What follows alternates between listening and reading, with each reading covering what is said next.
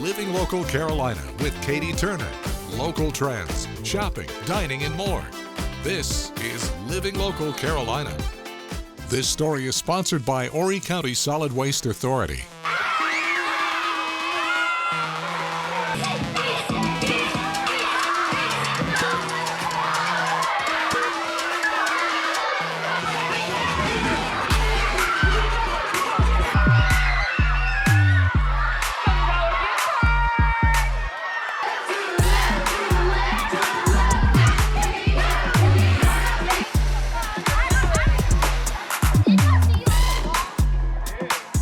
Well, we're back for Talking Trash, and today, for the first time this year, we are at South Conway Elementary. I'm so excited to be joined by the PE coach here.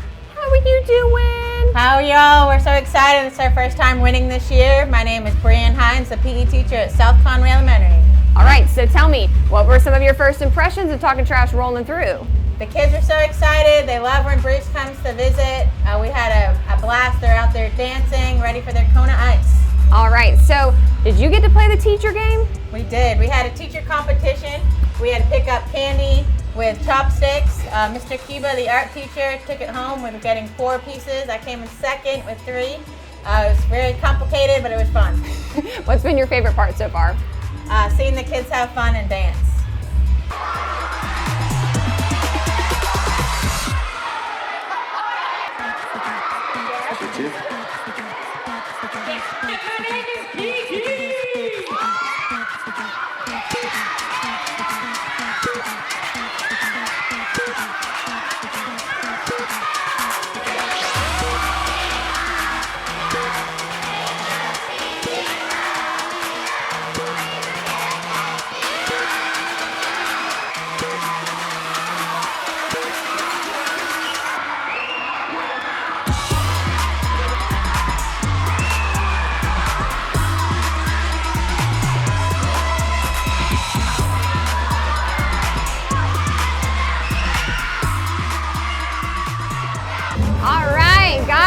We're back at Conway Elementary, and I'm back with Princess Victoria.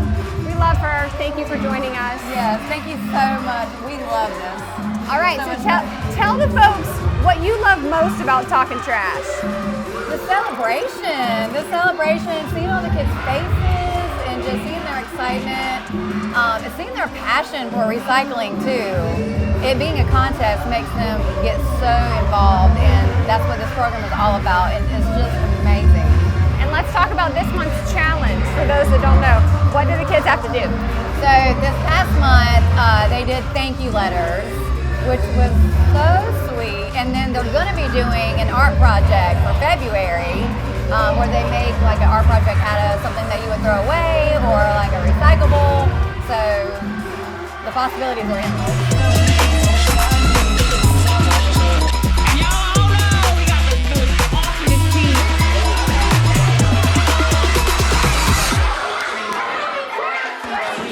Guys, well today I am at Riverside Elementary School. They have won every single month Talking Trash, and today I'm joined by Miss Summer. Summer, how are you? Good. Summer, you were showing me this earlier, but you made a project this month for Talking Trash. Tell me all about it. It's a submarine made out of bottles and hot glue. Ooh, and I'm not putting it in the water because I don't want, like, if it's any holes that my mom did not glue right, I don't break it or like water seeps into it. So tell me, what made you want to make a submarine? Because my name is Summer and it's submarine. Makes sense. And it's the easiest thing to make. A summer submarine.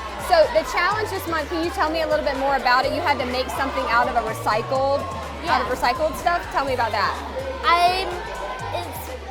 We're doing something about like building stuff out of recycled materials. And I made a recycling submarine. This story is sponsored by Horry County Solid Waste Authority.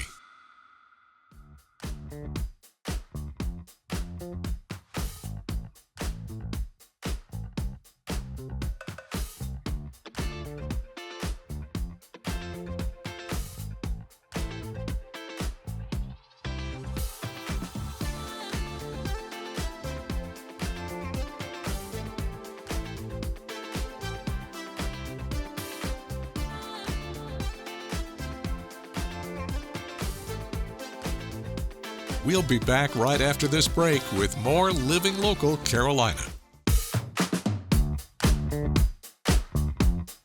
This story is sponsored by Seaside Furniture Gallery and Accents. We are very comfy and cozy today on Living Local Carolina. I am at Seaside Furniture Gallery and Accents, and I'm joined once again by Kent. Thanks for having me back here. Thanks for coming. Appreciate it. It looks very different than the last time I was in here. Yeah, we're moving the showroom, so we're very excited about the change that's going on here at Seaside. Hey, it's 30,000 square feet, folks, so there's a lot of furniture to be moved around, and we've done so, and it looks fantastic. I hope you come out and see it. They definitely should. There's pretty much something for everyone here, whether you need a lamp or a rug. There's also a lot of fun stuff that you can decorate with. Absolutely, yeah. We have a lot of lamps, pictures, and accessories on the showroom floor. You know, when you have that much square footage, it's really a lot to look at. And of course, we have the living room, dining room, bedrooms, outdoor furniture, this time of year, fireplaces, recliners. Those are the things that we carry a lot of, so every price point too. Definitely. Yeah. And tell me a little bit about y'all's history, how long you've been around. Well, we've been around since 2001. We've been in this location, the main showroom and mattress gallery, since 2022. But prior to that, we were at the North Myrtle Beach store, which is still open, and that was in 2006 that we moved there. All right, so for somebody that has not had the pleasure of coming by here yet, what all do you guys offer here at Seaside? Yeah, well, like I said, we offer every furniture item that you could possibly think of. We have a great design team and also sales team. They've been around for 30 plus years selling furniture. So yeah, we have a wonderful selection here, and you can buy right off the showroom floor. You can take it home that day if you want to, or schedule it for the next day. And what do you suggest whenever people want to make a purchase here? Should they just come look around, or should they make an appointment with one of you guys? How does that work? Right, so they can call and make an appointment with one of our designers, but typically if they just walk in, we have enough coverage or staff that we can handle it. And what we ask, if they have a brand new home, bring the floor plans if you have it, bring your floor sample if you have it, or, you know, I always say bring your favorite picture and wear your favorite outfit, because those are going to be telling signs as to what colors you like.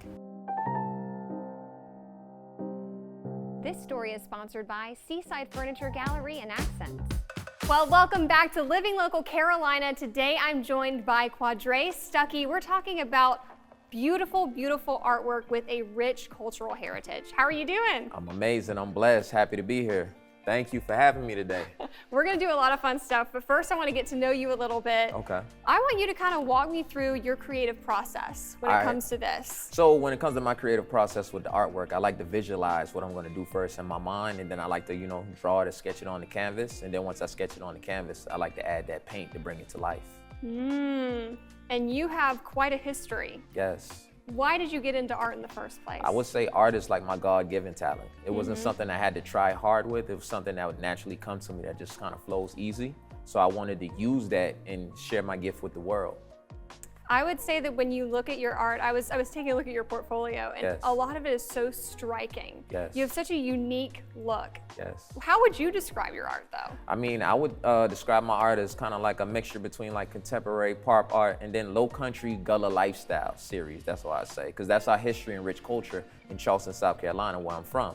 So it's about that Gullah lifestyle, maintaining the culture and the heritage. So I'm just telling the story through my artwork.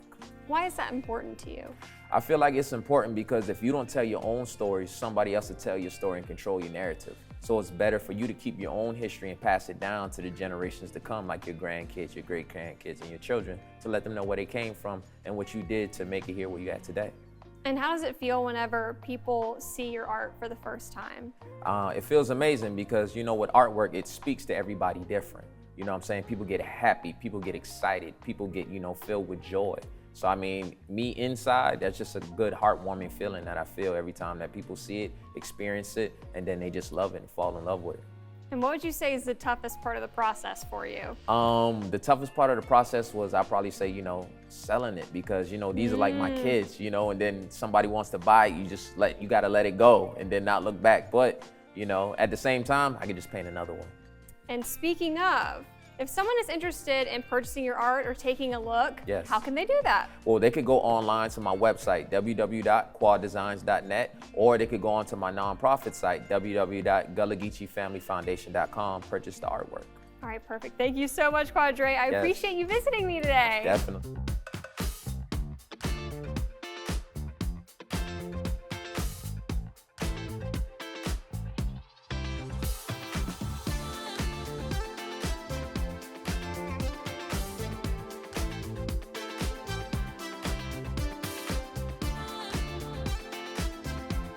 We'll be back right after this break with more Living Local Carolina.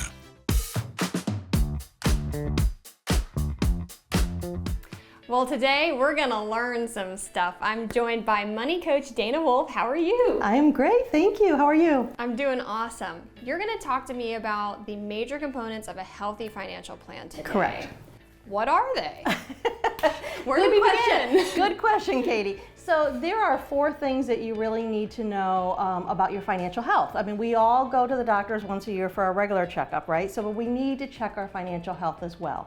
So we need to start off with the question, do we have a financial plan? Do we have a monthly plan like a budget?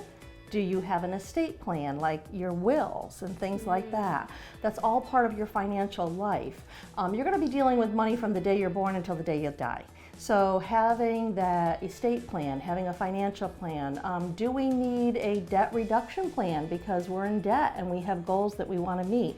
Do we have a tax reduction plan because we owe the IRS money or the South Carolina money, right? So that's the first section.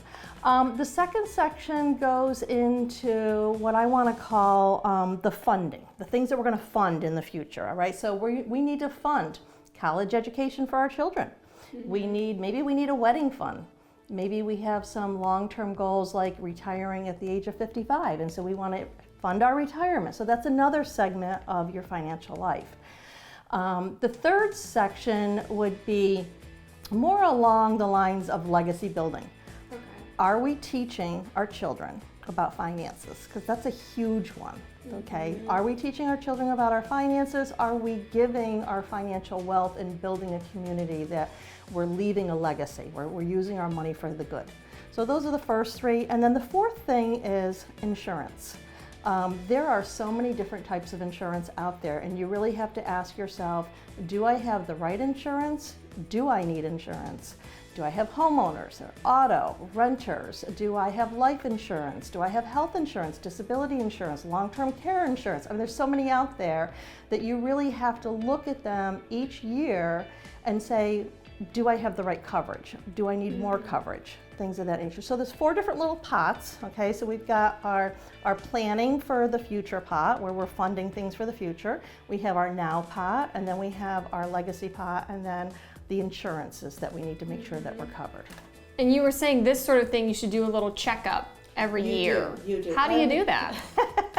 It's the same way with going to your doctor, right? So at the first of the year, you might look back and say to yourself, where did my money go? Or you may do that on April 15th when you're doing your taxes, right? But pick a time of the year. When it comes to insurance, for example, if you know your registration is due in June and your insurance is due in June, you want to start looking 30, 60 days prior to that at your automobile insurance. Do you have the right coverage? It has to be something that works for your schedule. Don't try to look at your finances the day before you go on vacation. But pick something, whether it's the first of the year so that you can take a look back and you can say, oh, this is where I was, this is where I want to be this year. All right, so tell me, how do people even get into this business? Of financial coaching? Mm-hmm. Okay.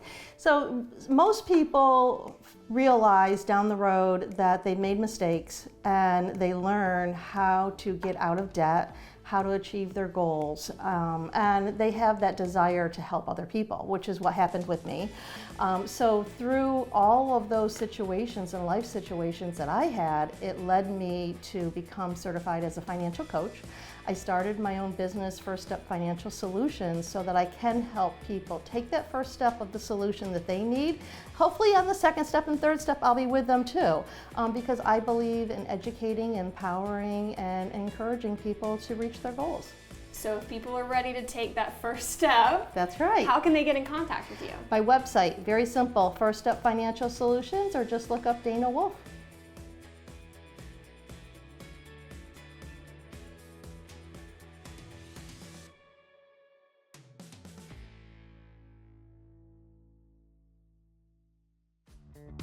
Don't forget to like our page on Facebook and follow us on Instagram and Twitter.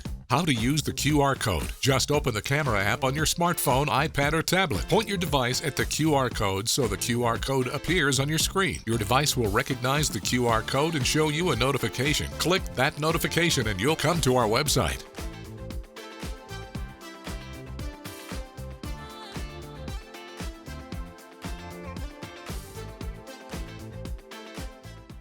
Living Local Carolina, weekday mornings at 9:30 on WBTW News 13.